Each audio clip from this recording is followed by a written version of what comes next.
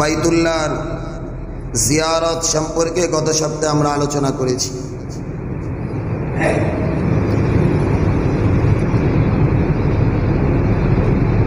এই বাইতুল্লাহ আল্লাহ তাআলা কেন তৈরি করেছেন, কিভাবে তৈরি করেছেন, কাদের মাধ্যমে তৈরি করেছেন, এই আলোচনাগুলো যখনই সামনে আসে আমাদের সকলের জাতির পিতা সাইয়্যিদিনা ইব্রাহিম আলা নবীনা আলাইহিস সালাতু ওয়াস সালামের স্মৃতিচারণ করতে হয়। এই মহান মানুষ আল্লাহ তাআলাকে রাজি আর খুশি করতে যায় এমন কোনো পরিস্থিতি নাই যেই পরিস্থিতির মধ্য দিয়ে আল্লাহ তাআলাকে রাজি আর খুশি করে নাই।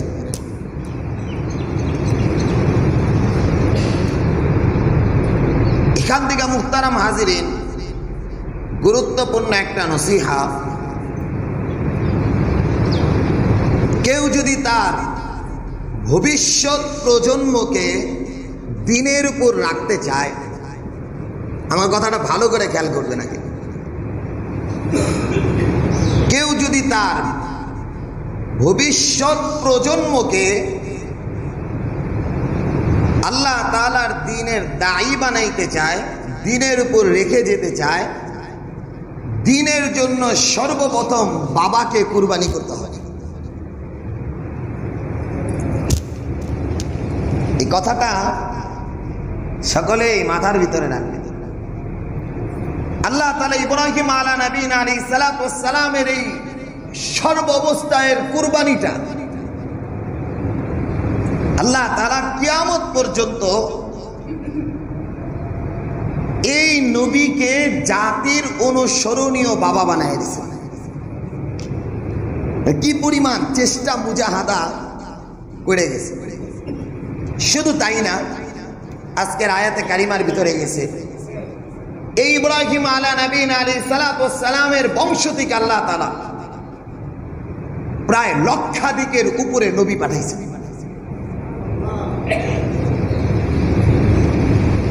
ইউসুফ আলা নবীনা আলাইহিস সালাতু ওয়াস সালাম সূরা ইউসুফের ভিতরে বলছেন, ওয়াত্তাবাতু মিল্লাতা আবাই ইব্রাহিমা ওয়া ইসহাকা ওয়া ইয়াকুব।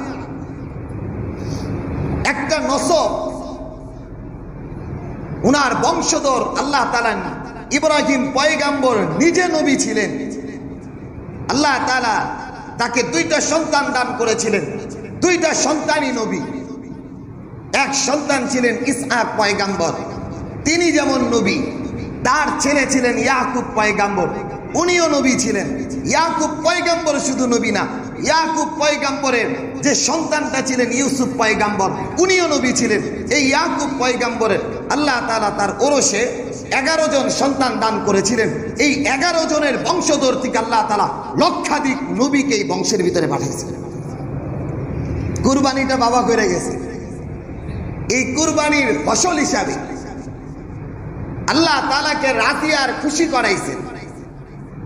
আল্লাহ তাআলা ওই রাজি আর খুশির উপরে আল্লাহ তাআলা লক্ষাধিক পয়গম্বরকে এই বংশের উপরে পাঠায়া এই বংশকে কিয়ামত পর্যন্ত উজ্জ্বল নক্ষত্র হিসাবে রেখে দিয়েছেন।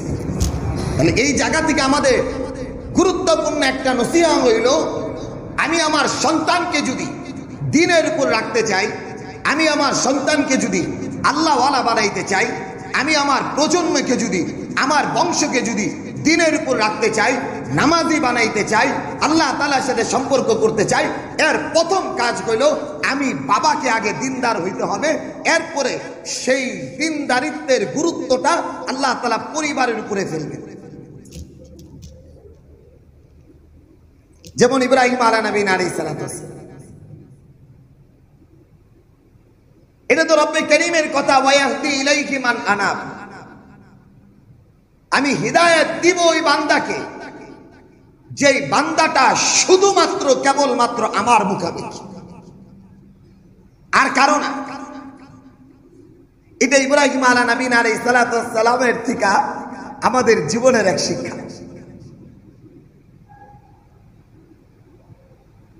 কিভাবে বুঝাইলে আপনারা বুঝবেন? ইব্রাহিম পয়গম্বর যে পরিস্থিতির সম্মুখীন হয়েছিলেন, আজকের কঠিন পরিস্থিতির মধ্য দিয়েও কোন আলেম ওলামাও এরকম পরিস্থিতির শিকার হয় না। কেমনটা অসহায়ত্বের জিন্দেগির ভিতরে ছিলেন যে নিজের বাবা ইব্রাহিম পয়গম্বরের বিরুদ্ধে ছিল। এর চাইতে বড় বিপদ একটা মানুষের আর কি আসতে পারে? বাবা তার বিরুদ্ধে, বংশ তার বিরুদ্ধে, রাষ্ট্র তার বিরুদ্ধে, রাষ্ট্রপ্রধান তার বিরুদ্ধে। কিন্তু ইব্রাহিম পয়গম্বরের অবস্থাটা এমন ছিল, ইব্রাহিম পয়গম্বর শুধু রব্বে কারীমকে একটা কথা বলেছিলেন, কুল ইন্না সলাতি ওয়া নুসুকি। ইব্রাহিম পয়গম্বরের মানে উনার দৃষ্টিভঙ্গিটা এটা ছিল, কুল ইন্না সলাতি ওয়া নুসুকি ওয়া মাহইয়ায়া ওয়া মামাতি লিল্লাহি রাব্বিল আলামিন। মানে এই কথার ভিতরে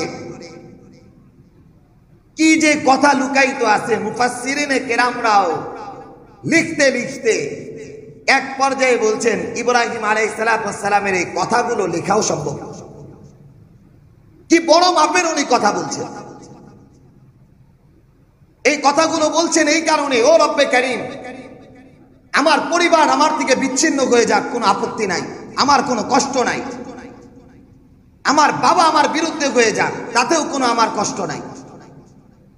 আমার জীবনের প্রত্যেকটা পদক্ষেপ, আমার জীবনের প্রত্যেকটা পদচারণা, আমার জীবনের প্রত্যেকটা কদমগুলো যেন তোমার দিনের জন্য হয় আর তোমার কাছে যেন কবুলিয়াত হয়। দুইটা শব্দ বলছেন, কুল ইন্না সলাতি ওয়া নুসুকি ওয়া মাহইয়ায়া ওয়া মামাতি লিল্লাহি রাব্বিল আলামিন। ও রব, আমার বদনী ইবাদত, নামাজ মানে, সালাত মানে আমার শারীরিক ইবাদত, আমার বদনী ইবাদত, আমার মস্তিষ্কের ইবাদত, আমার চোখের চাহনির ইবাদত, আমার জবানের বলা, আমার রুকু করা, আমার সিজদা করা, আমার শারীরিক যত ইবাদত আছে সেটাও তোমার জন্য। ওয়ানুসুকি, আমার মালি যত কুরবানি আছে, আমার 2 টাকা অর্থ গরিব দুঃখীকে দান করা, আমার স্ত্রীকে লুকমা তুলে দেওয়া, আমার সন্তানের ভরণ পোষণ করা, আমার জীবনের যত অর্থটা ব্যয় হবে সেটাও তোমার জন্য। শুধু তাই না, আমার যে বেঁচে থাকাটা এক একটা অবস্থা, এক একটা মুহূর্ত আসবে, বিপদের মুহূর্ত আসবে, সুখের মুহূর্ত আসবে, হাসির মুহূর্ত আসবে, আনন্দের মুহূর্ত আসবে, সেগুলো লিল্লাহি রাব্বিল আলামিন, ওগো রব, শুধুমাত্র কেবলমাত্র তোমার জন্য। এই শব্দগুলো কি আশ্চর্য একটা শব্দ। একটা মানুষ রব্বে কারীমের জন্য কি পরিমাণ নিবেদিত বলে বলতে পারে, কুল ইন্না সলাতি ওয়া নুসুকি ওয়া মাহইয়ায়া ওয়া মামাতি লিল্লাহি রাব্বিল আলামিন। ওগো রব, আমার জীবনের বদনে ইবাদত, আমার জীবনের মালি ইবাদত, আমার জীবনের বেঁচে থাকাটা, আমার মৃত্যুবরণ করাটা, আমার কেন যেন আমার পুরো হায়াতটাই তোমার কাছে সঁপে দিলাম। তুমি যেভাবে চালাবা আমি ওভাবেই চলবো, আমার জীবনের যা কিছু হবে সব তোমার জন্য হবে। ইব্রাহিম আলাইহিস সালামের এক অবস্থা। এই জন্য মুহতারাম হাজিরিন, ইব্রাহিম পয়গম্বরের আলোচনাটা আল্লাহ তাআলা সবচাইতে বেশি করেছেন। কালামে হাকিমের পরতে পরতে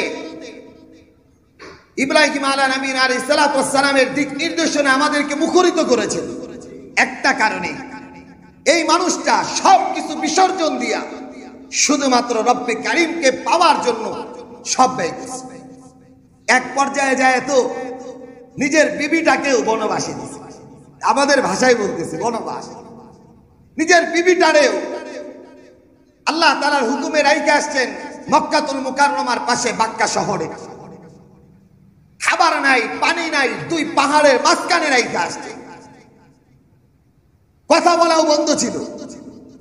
মুফাসসিরিনে কেরাম লেখেন, আল্লামা সানাউল্লাহ পানিপতি রাহিমাহুল্লাহ তাআলা তাফসীরে মাজহারের ভিতরে বলেন, ফিরে যখন আসতেছেন স্ত্রী শুধু একবার বলছেন, হযরত আলাইহিস সালাম, ওগো পয়গম্বর, আপনি যে আমারে রাইখা যাইতেছেন, আপনার দিক নির্দেশনায় যা মালিকের দিক নির্দেশনায়।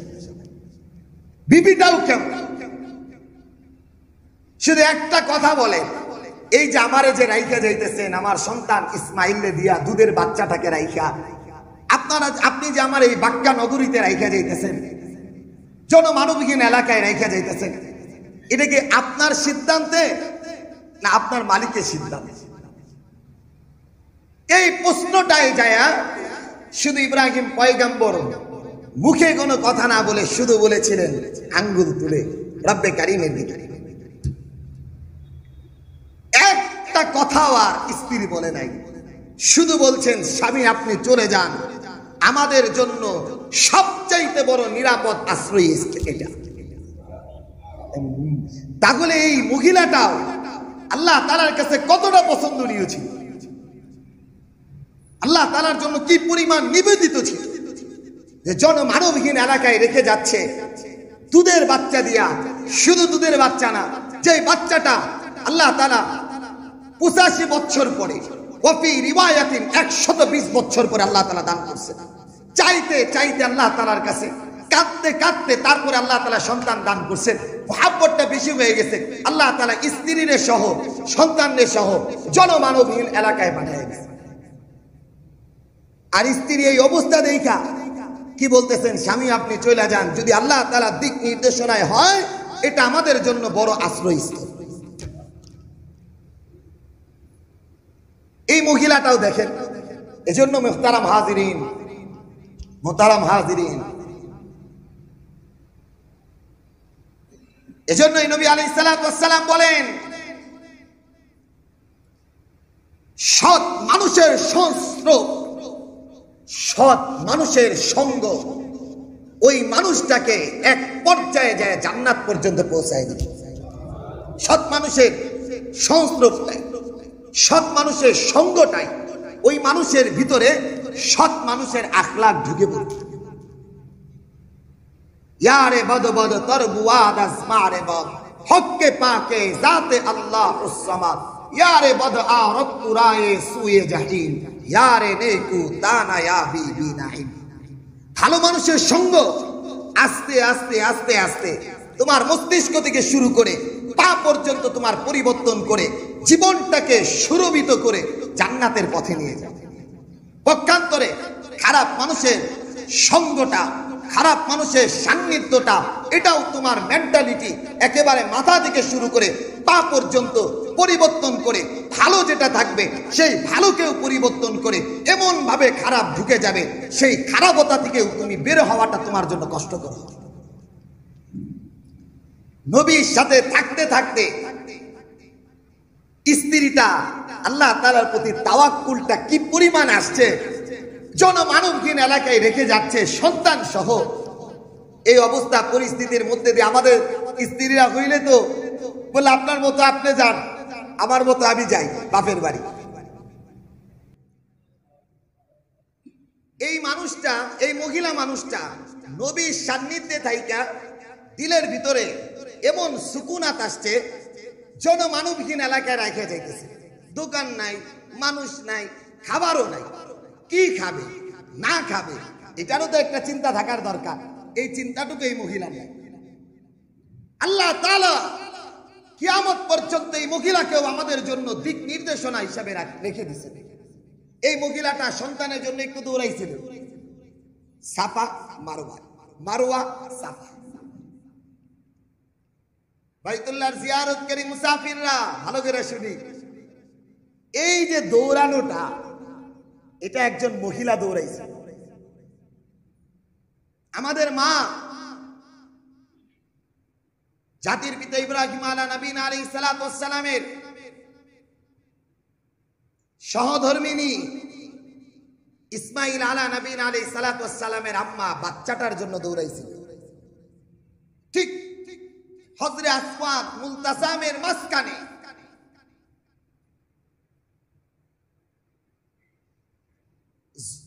মাকামে ইব্রাহিমের ঠিক মধ্যবর্তী জায়গায় বাচ্চাটাকে শুয়ায়া রাইখা যাইতেছে। বাচ্চাটার পানির পিপাসা মা বুঝতে পারছে, বাচ্চাটার পানির পিপাসা মা বুঝতে পারছে। কই যাবেন, কার কাছে যাবেন, মানা মানুষ আছে, না কোনোখানে কিছু আছে। সামনেই পাহাড়, সাফা আর মারওয়া, এই পাশে সাফা, এই পাশে মারওয়া। একবার দৌড়ায়া সাফা পাহাড়ে যায়। সাফা পাহাড়ে গেলে বাচ্চাটাকে দেখা যায় না, মারওয়া পাহাড়ে আসলে নিচে যে বাচ্চা আছে এটা দেখা যায়। এই মারওয়া থেকে সাফা থেকে দৌড়ায় মারওয়াই গেছে, মারওয়া থেকে দৌড়ায় না সাফা পাহাড়ে দাঁড়ায়া বাচ্চাটাকে দেখা যায়, মারওয়া পাহাড়ে দাঁড়ায়া দেখা যায় না। সাফা থেকে দৌড়ায় মারওয়ায় গেছেন পানির জন্য, মারওয়া পাহাড় থেকে আবার সাফায় আসছে, দেখি বাচ্চাটার কি অবস্থা। 7টা মাত্র চক্কর দিতে দেরি হয়েছে। মহিলা মানুষ পাহাড়ের উপর দৌড়াইতেছিলেন, পাহাড়ের উপর দৌড়াইতেছিলেন। হঠাৎ করে দেখে কিরে উপরে পাখিগুলো, হঠাৎ করে তাকায় দেখে পাখির একটা আনাগোনাও দেখা যায়, আর ইসমাইল পয়গাম্বরের পায়ের নিচে পানির মতো দেখা যায়। সুবহানাল্লাহ, দৌড়ায় নিচে আসছে। 7 চক্কর শেষ, সাফায় মারওয়ায় নিচে আসছেন দৌড়ায়া। আয়েশা দেখে ইসমাইল আলা নবীন আলাইহিস সালাতু ওয়াস সালাম দুধের বাচ্চা হাসতেছেন, পায়ের গোড়ালির নিচেই নিচ থেকে পানি উঠতেছে।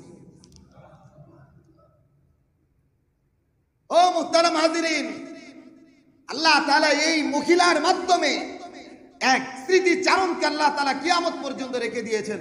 কোন হাজী সাহেব সাফা মারওয়ায় না দৌড়াইলে তার হজ হবে না। মহিলাদের জন্য কোনো দৌড়ানো নাই, পুরুষদের দৌড়াইতে হবে। কেন? মহিলা তো একজন দৌড়ায় গেছে, আর দৌড়ানো নাই। পুরুষ দৌড়াও নাই, এজন্য দৌড়াও। তোমাদের মা মহিলাদের মধ্য থেকে একজন মহিলা দৌড়ায় গেছে নিজের সন্তানের জন্য, আর কোন মহিলাদের দৌড়াইতে হবে না। আমরা যারা বাইতুল্লাহর জিয়ারতে গেছি দেখছি সবুজ বাতি দেওয়া, দৌড়াইতে হয়। বৃদ্ধ যারা না দৌড়াইলেও হাতটাই টেমন করতে হয়। কেন এটা? এই নিজামকে আল্লাহ তাআলা কেন রেখেছেন, এই স্মৃতি চারণকে আল্লাহ তাআলা কেন রেখেছেন কিয়ামত পর্যন্ত? যে এই মহিলাটাও আল্লাহর দ্বীনের জন্য সব কুরবানি কইরা জনমানবহীন এলাকায়, যেখানে খাবার নাই, পানি নাই, কোনো কিছুই নাই, মরুভূমির মাঝখানে, পাহাড়ি এলাকায়, গিরিপথের মাঝখানে আল্লাহ তাআলা এই মানুষটাকে রাইখা দ্বীনকে জিন্দা করেছেন। এজন্য মুহতারাম হাজিরিন, আগেই বলছি এই কথাটা,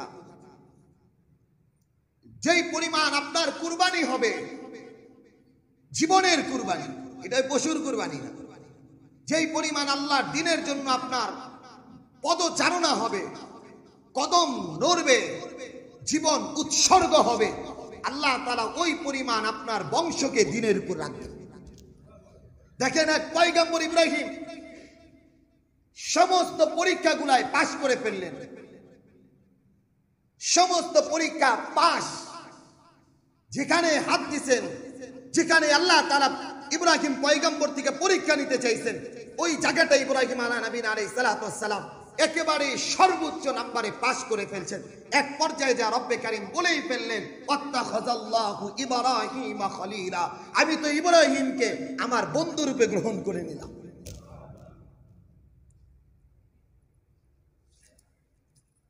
দ্বীনের এক একটা অবস্থা আসলে আমরা চিন্তা করি লজিক, যুক্তি, এরপরে চিন্তা করি মতদার্শ, এটা কি অমুক মতের মধ্যে আছে কিনা, এটা অমুক ব্যক্তি অনুসরণ করে কিনা, এরপরে যায় মানতে শুরু করি। ইব্রাহিম আলাইহিস সালাতু ওয়াস সালাম বিপরীত ছিলেন।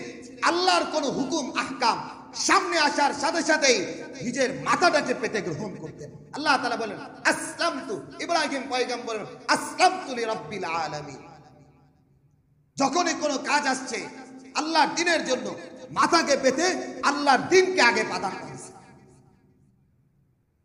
জীবনের প্রত্যেকটা পরতে পরতে, জীবনের প্রথম দিন থেকে নিয়ে একেবারে মৃত্যু পর্যন্ত আল্লাহ তাআলা এক একটা ধাপে ধাপে ইব্রাহিমকে পরীক্ষা করছে। আল্লাহ তাআলা পরীক্ষার ফল হিসাবে কি দান করেছেন? তার বংশধর থেকে 1 লক্ষের উপরে নবী পাঠাইছেন। এমনকি আমাদের শেষ পয়গম্বর নবী আলাইহিস সালাতু ওয়াস সালামকেও তার বংশ থেকে পাঠাইছে। আর কি করছেন আল্লাহ তাআলা বলেন, এই ইব্রাহিমকে মিল্লাতা আবিকুম ইব্রাহিম, তোমাদের জাতির পিতা বানায় দিলাম। জীবনের পরতে পরতে সময়ের ব্যবধানে ইব্রাহিমী আদর্শগুলো তোমাদের জীবনে বাস্তবায়ন করতে হবে। হজের মুহূর্ত আসলে ইব্রাহিমকে স্মরণ করতে হবে, কুরবানির মুহূর্ত আসলে ইব্রাহিমকে স্মরণ করতে হবে, খাতনা করতে হলে ইব্রাহিমকে স্মরণ করতে হবে। জীবনের এক একটা পদক্ষেপে ইব্রাহিমকে তোমাদের জীবনের জন্য আদর্শ বানিয়ে দিলাম। কেন এটা? এটা হলো কুরবানির উপরে নিজের জীবনকে উৎসর্গ করার পিছনে যে বেশি মেহনত করবে আল্লাহ তাআলা সবচেয়ে বড় যে পুরস্কারটা দান করবেন, এর বংশধরকে আল্লাহ তাআলা দ্বীনের উপর অটল অবিচলতা দান করবেন। এই যে ইব্রাহিম পয়গম্বরের বংশটা বলতেছিলাম, নিজেও নবী, দুই সন্তানও নবী, নাতিটাও নবী। ইসহাক আলাইহিস সালামের সন্তান ইয়াকুব, উনিও নবী। নাতির ঘরে পুতি, উনিও নবী ইউসুফ পয়গম্বর। এই বংশে আল্লাহ তাআলা 1 লক্ষ নবী পাঠাইছেন। এই বনি ইসরাইল যেটা বলি, এটা ইব্রাহিম পয়গম্বরের বংশে নবী। কেন এটা? ইব্রাহিম পয়গম্বর সর্বোচ্চ কুরবানি করে গেছেন। আল্লাহ তাআলা এই কুরবানির ফসল হিসাবে সন্তানগুলোকে, বংশকে দ্বীনের উপর আল্লাহ তাআলা অটল অবিচলতা দান করেছেন। নবী আলাইহিস সালাতু ওয়াস সালাম তার বংশীয় ভাবে মাঝে মধ্যেই বলতেন, আমি তো ইব্রাহিমের সন্তান। দোয়াও করছিলেন ইব্রাহিম পয়গম্বর। দোয়ার চ্যাপ্টারটা আগামী সপ্তাহে বলবো ইনশাআল্লাহ কি কি দোয়া করছিলেন। কিন্তু ইব্রাহিম পয়গম্বরের উপর দিয়ে জীবনের যেই ঝড় ঝাপটাগুলো গেছে এগুলো একটু খেয়াল করেন। জীবনের প্রথমে কঠিন এক মুহূর্ত পার করছে। আগেকার অভ্যাস ছিল গণকি বিশ্বাসী মানুষ ছিল, এখনো অনেক আছে। লোক বসলে হাত দেখে, বলে ভাই হাতটা দেখা, বলে আপনার 3টা ফারাস, 4টা ফারাস, বলে না আপনারা জাদু করছে, আপনার এটা করছে, এটা করছে। চাপা যাইতে 2টা থাপ্পড় দিবে, এরপরে বলবেন তোর যে ফাড়াটা আছে তুই দেখলি না। এই থাপ্পড়টা দিয়া কইবেন, আর এই আমার হাতটা দেখার আগে তোর দেখা দরকার ছিল। এই যে 2 মিনিট পরে যে তোর 2টা থাপ্পড় দিব, এটাও তো তোর দেখা দরকার ছিল। এটা একটা শিরকিয়াত আর কুফরি মতবাদ। কোন হাত মানুষের ভাগ্যের পরিবর্তন করতে পারবে না, ভাগ্যকেও বলে দিতে পারবে। এগুলো যাদের মনোবাঞ্ছা, ওমকে হাত দেখা বলে তোমার ভাগ্যের কথা। আরে ভাই, আমি যদি 100টা কথা বলি, 2টা কি লাগবে না? এই লাগার মধ্যে কি আপনি আমার বিশ্বাস করে ফেললেন আমি গাইবি জানি? এটা কেমন চিন্তা ভাবনা আপনার? এই যে মানুষকে হাত দেখানো, মানুষ তাকায় বলে দেয় আপনার এই সমস্যা, এই সমস্যা, এগুলো থেকে নিজেকে বাঁচিয়ে রাখা। ওই সময়টা ছিল গণকি সময়, রাজাদিরাজ ওই সময়ের বড় ক্ষমতাধর নমরুদ অ্যালার্ট জারি করে দিল। গণকের সিদ্ধান্ত হইল একটা বাচ্চা জন্মগ্রহণ করবে, যে বাচ্চাটা তোমার মসনদকে, তোমার সিংহাসনকে একেবারে গুড়িয়ে মুছিয়ে শেষ করে দিবে। ঢুকছে তো ভয়, সিদ্ধান্ত নিছেন বাচ্চা হলে হত্যা করে ফেলবে। পাহারাদারিত্ব দিছে। এই আজর ইব্রাহিম আলাইহিস সালামের বাবা আজর, উনিও ছিলেন এই মন্ত্রী পরিষদের পাহারাদারের দায়িত্বে। রাতে এরকম পাহারাদারিত্ব করতেন। ছেলে মেয়ে আলাদা থাকবে, একসাথে থাকতে পারবে না। এই রাতের ভিতরে উনি উনার ঘরে গেলেন। আল্লাহ তাআলার ফয়সালা, এখান থেকে আল্লাহ তাআলা ইব্রাহিম পয়গম্বরকে গর্ভে দিয়ে দিলেন। মাও চিন্তা করলেন, জনমানবের জনসম্মুখে যদি আমি প্রসব করি, আমার ঘরের ভিতরে মানুষ টের পাবে, হত্যা করে ফেলবে। পাহাড়ের পাদদেশে সন্তানকে কসাসুল কোরআন আল্লামা সিবুয়াই রাহিমাহুল্লাহ তাআলা এই কথাগুলো বলছেন। আল্লামা সানাউল্লাহ পানিপতি রাহিমাহুল্লাহ তাআলা তাফসীরে মাযহারের ভিতরে বলছেন, পাহাড়ের ভিতরে গিরিপথের ভিতরে সন্তান প্রসব করলেন আল্লাহ তাআলা, সেখানেও ইব্রাহিম পয়গম্বরকে আল্লাহ তাআলা সাহায্যের হাতকে বাড়িয়ে দিয়েছিলেন। ওই জনমানবহীন পাহাড়ি গিরিপথের ভিতরেও কখনো খাবারের দরকার পড়লে মা তো সকালবেলা চলে আসতো, ওই পাহাড়ের মধ্যে রেখে আল্লাহ তাআলা জিবরিল আমিনের মাধ্যমে খাবারের ইন্তজাম ওই বাচ্চার মুখে করে দিয়েছে। একটু বড় হয়ে যখন ঘরের দিকে আসলো, বাবাকেও ম্যানেজ করে ফেলছে মা যে আমাদের এক সন্তান হয়েছে, এই কথা বাবার সাথে পরামর্শ হয়েছে। দেখতে দেখতে ইব্রাহিম পয়গম্বরের মেজাজের ভিতরে সবচেয়ে বড় যে চিন্তা আসলো, কে আমাকে তৈরি করলো, কে তিনি, কে আমার রব, কে আমাকে প্রতিপালন করেন, কে আমাকে বাঁচিয়ে রাখেন, এই এক চিন্তা ইব্রাহিম পয়গম্বরের দিলের ভিতরে আসে। আস্তে আস্তে আস্তে আস্তে আল্লাহর কালাম এই কথাগুলো বলছে। রব্বে কারীম এই কথাগুলো, ইব্রাহিমের এই কথাগুলো আল্লাহ তাআলা আমাদেরকে স্পষ্ট ভাষায় বলে দিলেন। ইব্রাহিম পয়গম্বর হঠাৎ করে একদিন সূর্যের দিকে তাকালেন। সূর্যের দিকে তাকায় দেখেন তার কিরণ মালায় সারা পৃথিবীটা আলোকিত হয়ে গেছে।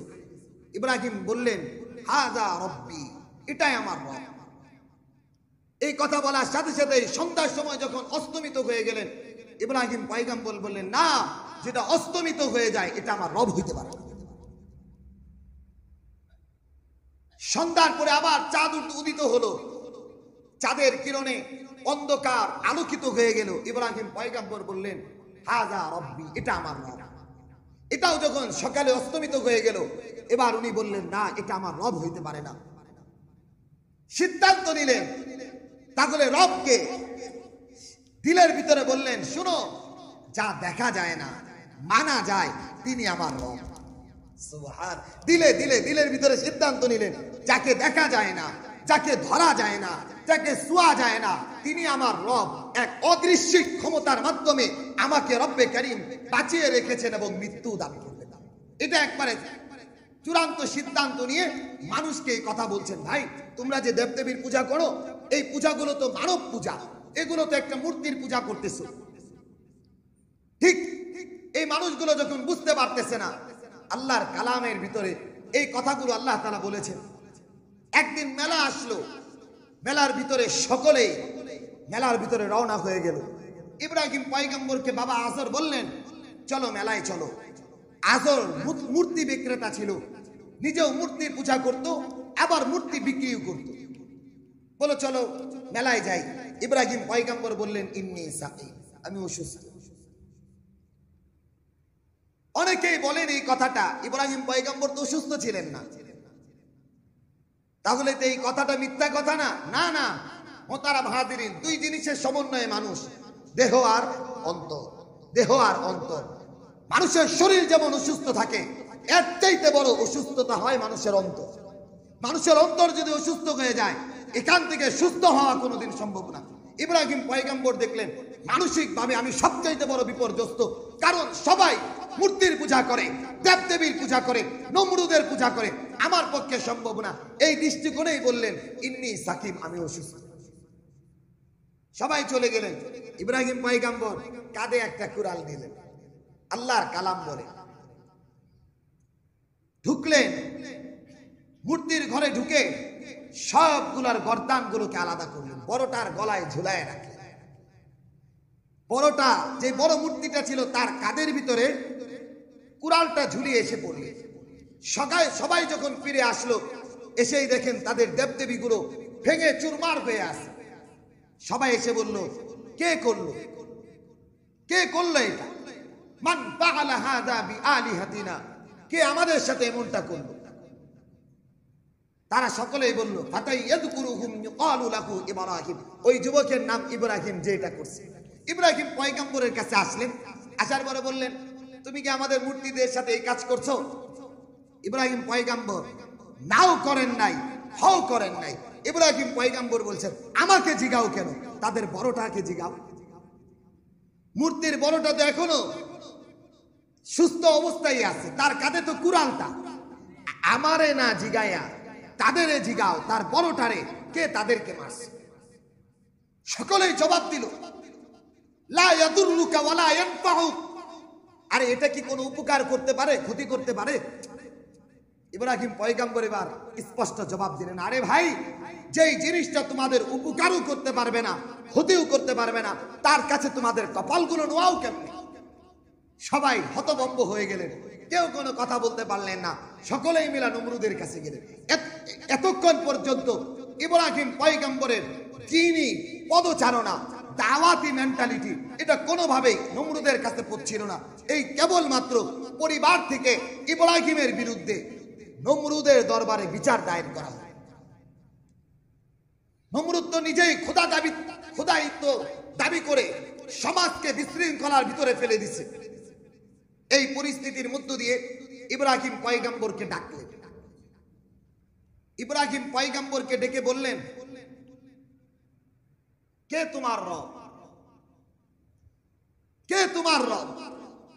ইব্রাহিম পয়গম্বর বললেন, আমার রব তো তিনি, হুয়া ইউহয়ী ওয়া ইউমীত, যিনি আমাকে মৃত্যু দান করেন, যিনি আমাকে জীবিত করেন, উনি আমার রব। নমরুদ বলে, আরে আমি তো জীবিত করি, আমি তো মৃত্যু দেই, তাহলে আমি ছাড়া তোমার কে রব আছে? ইব্রাহিম পয়গম্বর বললেন, আপনি জীবিতও করেন, মৃত্যু দান করেন? বলে, হ্যাঁ, আমি তো জীবিতও করি, মৃত্যু দান করি। বলে, কিভাবে জীবিত করেন, কিভাবে মৃত্যু দেন, একটু দেখান তো। এবার ইব্রাহিম নমরুদে জেলখানা থেকে ফাঁসির আসামিকে মুক্ত করে দিল। বললো, এই তো তাকে জীবন দান করো। রাস্তা থেকে একজন ভালো মানুষকে ধরে গর্দান আলাদা করে দিল। বললো, এই তো মৃত্যু দান করলাম। ইব্রাহিম পয়গম্বর বুঝলেন, এ তো বোকা, একে বুঝাতে হবে। আল্লাহর কালাম সেই কথাগুলো বলছেন। ইব্রাহিম পয়গম্বর এবার সেই নমরুদের সামনে দাঁড়িয়ে বললেন, এই শুন, قال انا احيي واميت قال ابراهيم। এবার ইব্রাহিম বললেন, فان الله ياتي بالشمس من المشرق فاتي بها من المغرب। আমার রব তো প্রত্যেক দিন পূর্ব দিক থেকে সূর্যকে উদিত করে পশ্চিম দিকে অস্তমিত করে। যদি তার ক্ষমতা থাকে, পশ্চিম দিক থেকে সূর্য উদিত করে পূর্ব দিকে অস্তমিত করে। এই পাওয়ারটুকু দেখা, আমার রবের তো একটা পাওয়ার। প্রত্যেক দিন তিনি পূর্ব দিক থেকে সূর্যকে তুলে পশ্চিম দিকে হেলায়া দেন। আজকে একটা কাজ কর, পশ্চিম দিক থেকে সূর্যকে তুলে পূর্ব দিকে হেলায়া দেন। এই কথাটা বলতেই নমরুদ নিস্তব্ধ হয়ে গেল। আল্লাহর কালাম বলেন, ফাবুহিতাল্লাযী কাফার, ফাবুহিতাল্লাযী কাফার। একেবারে নিস্তব্ধ হয়ে গেল। মনে রাখবেন মুহতারাম হাজিরিন, যুগে যুগে যাদের যুক্তি প্রমাণে সত্যকে উদ্ঘাটন করার পরেও, সত্যকে বুঝার পরেও যারা সত্যকে গ্রহণ করতে পারে নাই, সত্যকে বুঝতে পারে নাই, বুঝার পরেও না বুঝার ভান করে চলছে, তাদের অবস্থা হলো সর্বোচ্চ হাতিয়ার হলো অস্ত্র, কারাগার, নির্যাতন। এগুলোর মাধ্যমে মানুষের উপরে স্টিম রুলার চালাইছে। এটা এখন না, যুগে যুগে। নমরুদের অবস্থাও এমনটা ছিল। যখন ইব্রাহিম পয়গম্বরের সামনে হেরে গেল, এবার সিদ্ধান্ত নিল ইব্রাহিমকে জ্বালায়া দিবে, পুড়ায়া দিবে, সারখার করে দিবে। যুক্তিতে হেরে গেছে, প্রমাণে হেরে গেছে, সিদ্ধান্তে হেরে গেছে যে ইব্রাহিম রাইট, ইব্রাহিমের সিদ্ধান্ত অটল, ইব্রাহিমের ধর্মটাও অটল, ইব্রাহিম যা বলছে একাত্মবাদের কথা সেটাও সঠিক। মানতে যারা পারে নাই, যুক্তিতে হেরে গেছে, বুদ্ধিতে হেরে গেছে, চিন্তা চেতনায় যখন হেরে গেছে, না পাইরা ইব্রাহিমকে জ্বালায়া দেওয়ার সিদ্ধান্ত নিয়েছে।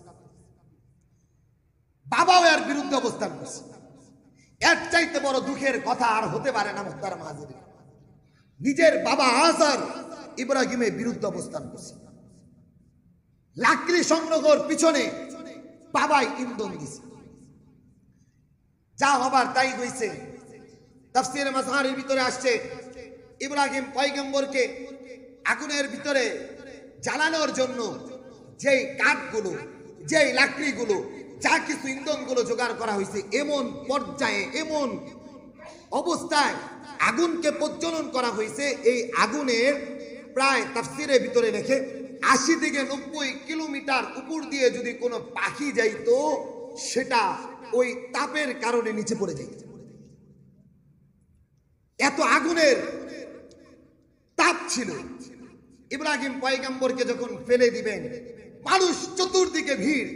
তাফসীরের ভিতরে লিখছেন চতুর্দিকে মানুষ, মহিলারা নাই, পুরুষরা নাই, বাচ্চারা নাই, আনন্দ উল্লাস করছে। দেবদেবীর বিরুদ্ধে অবস্থান করার কারণে আজকে তার শাস্তি হবে মৃত্যুদণ্ড। এই অবস্থার ভিতরে ইব্রাহিম পয়গম্বর হাসতেছেন।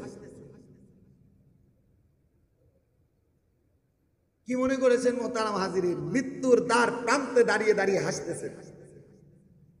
কেন হাসেন?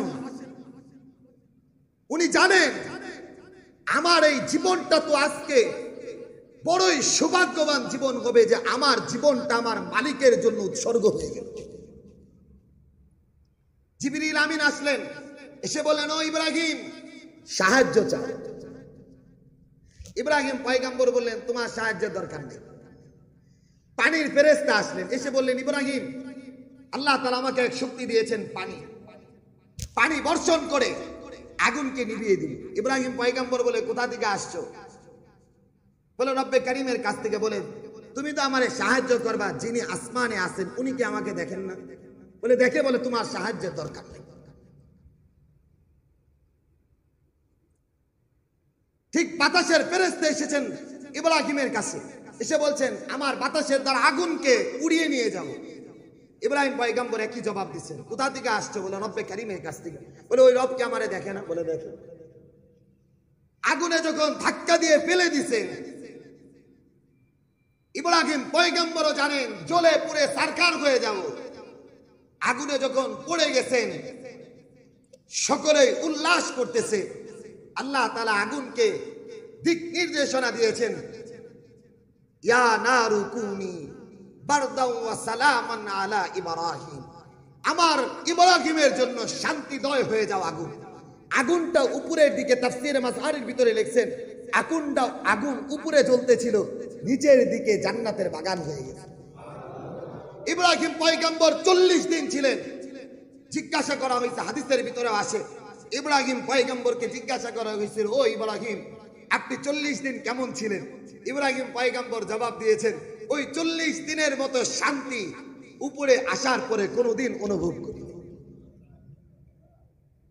ঠিক আগুন থেকে উঠে আসলেন, বেঁচে গেলেন। ওই সমাজের মানুষগুলো বোঝা দরকার ছিল যে আগুন থেকে বাঁচাতে পারেন এমন একজন রব আছে।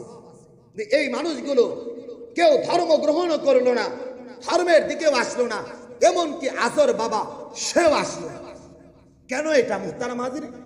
এটা হলো গুনার ভিতরে নিমজ্জিত থাকতে থাকতে সত্যকে না বুঝতে বুঝতে এক পর্যায়ে যায় দিল এমন অন্ধকারে আচ্ছন্ন হয়ে গেছে, হেদায়েত ঢোকার মতো কোনো জায়গা নাই। আল্লাহ তাআলা বলেন, খতামাল্লাহু আলা কুলুবিহিম ওয়া আলা সামউহিম ওয়া আলা আবসারিহিম গিশাওয়া। ও রাসূল, এই মক্কার কাফের আবু জেহেলের কাছে দৌড়াইতেছেন, উতবার কাছে দৌড়াইতেছেন, সাইবার কাছে দৌড়াইতেছেন। এই সমস্ত মক্কার কাফেরদের কাছে দৌড়ায় কোনো লাভ নাই, কারণ এরা হেদায়েতকে গ্রহণ করার মতো শক্তি নাই। এদের কানের ভিতরে মোহর মারা হয়েছে, দিলের ভিতরে মোহর মারা হয়েছে, চোখের ভিতরে মোহর মারা হয়েছে। যারা সত্যকেও বুঝে, সত্যকে গ্রহণ করার মতো শক্তি থাকবে না, যুগের যেই অবস্থার ভিতরে থাকুক তার দিল থেকে হিদায়াত সরে যাবে। গুনাহগার অবস্থায়, কুফরি নিয়া কাফের অবস্থায় দুনিয়া থেকে বিদায় নিতে হবে। ঠিক এই অবস্থা হয়েছে ইব্রাহিম পয়গম্বরের এই পরিবারে। নমরুদের একই, সভাসদ যারা ছিল তারা একই। আরে যে আগুনটা পুরাইলো না ইব্রাহিম রে, সকলের তো দরকার ছিল ইসলাম গ্রহণ কইরা ইব্রাহিমী ধর্ম গ্রহণ করা। হায় হায়, যে আগুন ইব্রাহিমকে পুরাইলো না, তাহলে ইব্রাহিমের কথাই সঠিক, কিন্তু এই সত্যকে উদ্ঘাটন করে সত্যকে বুঝার মতো শক্তি কারো ছিল। উল্টা কি করলেন? ইব্রাহিম আলা নবীনা আলাইহিস সালাতু ওয়াস সালামকে বাবা জানায় দিলেন, ক্লিয়ার কাট কথা, আমার বাড়িতে আর থাকতে পারবে না, থাকতে পারবে না, চলে যাও। ইব্রাহিম পয়গম্বর যেখানে বাবার আশ্রয় আশ্রিত হতে পারলেন না, বাবার আশ্রয়ে থাকতে পারলেন না, পরিবারের আশ্রয় যেখানে গ্রহণ করতে পারলেন না, ইব্রাহিম পয়গম্বর কোনো কথা না বলে ওই জায়গা থেকে বাবেল শহরের থেকে উনি সিরিয়ার দিকে রাস্তার ভিতরে চলতেছিলেন। এজন্য মুহতারাম হাজিরিন, এই যে ইব্রাহিম পয়গম্বরের বাচ্চা কাল থেকেই দিনের উপরে পদচারণা, আল্লাহ তাআলার জন্য নিজের জীবনকে উৎসর্গ করা, এই অবস্থা হইতে হইতে হইতে হইতে আল্লাহ তাআলা পৃথিবীর কিয়ামত পর্যন্ত বাইতুল্লাহকে এই মহান নবীর মাধ্যমে নির্মাণ কইরা কিয়ামত পর্যন্ত স্মৃতিচারণ হিসাবে ইব্রাহিমকে রেখে দিয়েছে। শুধু তাই না মুহতারাম হাজিরিন, যারা বাইতুল্লাহর জিয়ারতে যাবেন, আপনি যতই চক্কর দেন মাকামে ইব্রাহিমের পাশ দিয়েই যাইতে হবে, হয়তো ভিতরে নয় বাহিরে, হয়তো ভিতরে নয় বাহিরে। ঠিক মাকামে ইব্রাহিমটাকে আল্লাহ তাআলা রেখে দিয়েছে। কত হাজার বছর চলে গেছে, মাকামে ইব্রাহিমটা ওই অবস্থায় আছে। কেন এটা? ওই যে বললাম, আল্লাহ তাআলার জন্য জীবনকে কুরবানি করার কারণে, নিজের জীবনকে বিসর্জন দেওয়ার কারণে, নিজের জীবনের এক একটা পদক্ষেপে আল্লাহকে রাজি খুশি করার সিদ্ধান্ত গ্রহণ করার কারণে আল্লাহ তাআলা এই নবীকে কিয়ামত পর্যন্ত আমাদের বাবা বানায়া আদর্শের মহান মানুষ বানায়া দিয়েছে। শুধু উনাকে না, উনার সন্তানকেও ইসমাইলকে, আর বাইতুল্লাহকে নির্মাণ করায়া কিয়ামত পর্যন্ত আল্লাহ তাআলা এই নবীকে আমাদের জন্য আদর্শের প্রতীক বানায় দিয়েছেন। এজন্য মুহতারাম হাজিরিন, আজকের ইব্রাহিম পয়গম্বরের আলোচনা থেকে দুইটা কথা আপনাদেরকে। এক নাম্বার কথা, আমি যদি আল্লাহ তাআলার জন্য নিজের জীবনকে কুরবানি করি, আল্লাহর দ্বীনের জন্য যদি আমার জীবনকে বিসর্জন দেই, আল্লাহ তাআলা আমার পরিবারকে অটোমেটিক দিনদার আর পরহেজগার বানায়া দ্বীনের উপর অটল অবিচলতা দান করবে। দুই নাম্বার কথা, আমি যদি দ্বীনের উপর অটল অবিচল থেকে আল্লাহর দ্বীনের জন্য যদি জীবন বিসর্জন দেই, সমস্ত কিছু যদি মাথা পেতে গ্রহণ করি, আল্লাহ তাআলা আমাকেও কিয়ামত পর্যন্ত স্মরণীয় করে রেখে দিবেন। আল্লাহ তাআলা আমাদেরকে বুঝার তৌফিক দান করেন। ইব্রাহিম পয়গম্বর বাইতুল্লাহকে নির্মাণ করেছিলেন, নির্মাণ করে কয়েকটা দোয়া করেছিলেন। এই দোয়াগুলো আগামী সপ্তাহে বলবো ইনশাআল্লাহ। রব্বে কারীম আমাদেরকে তৌফিক দান করুন, আমিন। ওয়া আখির দাওয়ানা আলহামদুলিল্লাহি রাব্বিল আলামিন। যারা সুন্নত পড়ি নাই, সুন্নত পড়ে নিন।